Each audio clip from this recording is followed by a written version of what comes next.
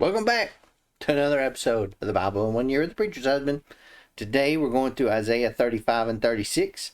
Tomorrow we're going to do the exciting conclusion with Isaiah 37 through 39 and then Psalm 76 to boot.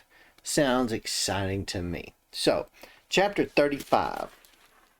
In the CSB it's titled, The Ransomed Return to Zion. Now, this chapter is actually a mirror image of chapter 34, where God had announced that he would turn the nations into a wilderness. Now, the opposite happens here in chapter 35. He proclaims that he would transform the people of God from a wilderness into a garden. So here we are with that garden imagery again. And what stood out to me the most is probably verses 8 through 10. In verse 8 here, I put it on the screen, and a highway will be there. It will be called the way of holiness. It will be for those who walk on that way. The unclean will not journey on it. Wicked fools will not go about on it. And of course, verse 9, there will be no lion there, and no vicious beast will go up on it. There will not be found there, but the redeemed will walk on it. And the redeemed of the Lord will return and come to Zion while singing, crowned with unending joy. Joy and gladness will overtake them, and sorrow and sighing will flee. Now, Israel, with its deep valleys and mountainous terrain here, was a very hard land to cross. But Isaiah foresaw a road. This road will be the holy way, as we say here. The name indicated that it would provide access to God, while the unclean would not travel on it, since it led to the presence of a holy God. Even the fools would not get lost if they sought to walk on this path. The road that's described here would be a safe road as well, and it would also lead to Zion. Now, clearly, I'm not thinking of this as a physical road.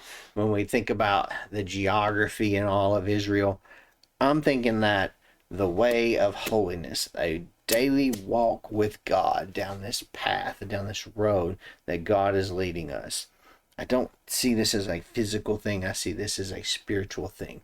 Your own path, your own road that you are walking to as you're walking through your life. Does this path that you're walking on lead to holiness? Think about that one. Now we're going to move on to 36. Now this is all about the third Assyrian invasion of Sennacherib. This happened in roughly 701 BC. There's all kinds of history about it. And essentially he captured 46 of Judah's fortified cities. At this point, the only one that was left here was Jerusalem. So here we find us, the 14th year of King Hezekiah, and King Sennacherib of Assyria has attacked all of the fortified cities of Judah, and he captured them. So there we are. At this point, the king of Assyria sends a royal spokesperson along with a massive army to King Hezekiah. Well, King Hezekiah in Jerusalem here, he doesn't just go out there and meet him.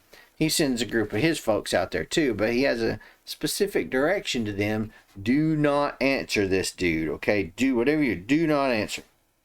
So he comes out, one of the things he says is, who are you now relying on that you have rebelled against me? The king of Assyria is saying this to the royal spokesperson for the king of Assyria is saying this to the representatives of Hezekiah.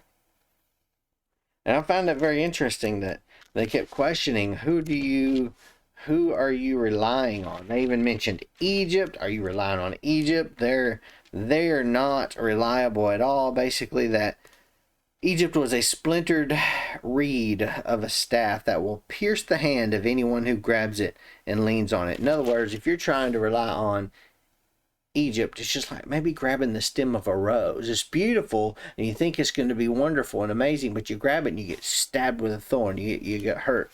In other words, they're going to stab you in the back. They're going to hurt you. They're not going to help you in any way, shape, or form. We get to verse 20. It says, who among all the gods of these lands ever rescued his land from my power? So will the Lord rescue Jerusalem from my power? This is again the Syrian king the spokesperson for the Assyrian king saying this to the spokespeople for Hezekiah. But what did they do? They did exactly what Hezekiah said. They kept silent because the king commanded them not to answer. So they came to Hezekiah, and their clothes were all torn, and they basically came and reported to him the words of the royal spokesperson. And tomorrow, we get to continue on with this story. So that's the end of the story for today. I hope it has touched you. If it has, click the like button, subscribe button, and of course click the little jingle bell so you get notified the next time I upload a video. And if you're rumbling with me on Rumble, give me a rumble and a follow on that. And I hope to see you tomorrow for another episode of the Bible in 1 year with the Preacher's Host. But I hope this gives you something to think about. See you tomorrow.